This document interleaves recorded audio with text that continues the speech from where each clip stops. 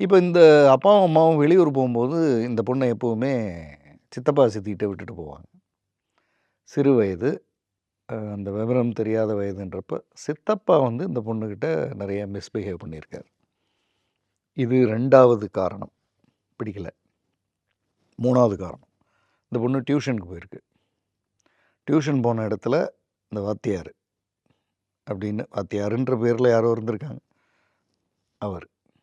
இது 3வது. 4வது இந்த பொண்ணு வந்து ஒரு எக்ஸலண்ட் 100 மீட்டர்ஸ் ஓடுற பொண்ணு. அதில் அந்த பிடி மாஸ்டர்னு இருந்தவர். இதெல்லாம் கடந்து 8வது 9வது படிக்கிற அந்த காலகட்டங்கள் 10 அந்த காலகட்டங்கள் வரும்போது இந்த பொண்ணுக்கு நல்லா தூங்கி அடித்து போட்ட மாதிரி நான் தூங்கிடுவேன் சார்.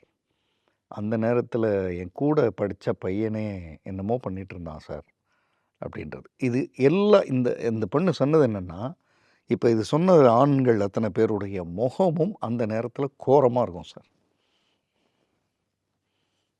இயல்பாக இருக்காது. இருக்காதுல்ல. அவன் என்ன, அதாவது உண்மையான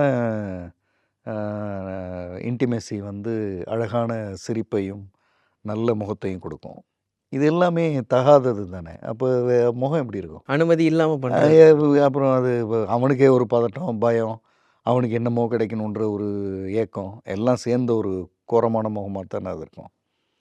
அதனால் எனக்கு இதில் விருப்பமே இல்லை சார்.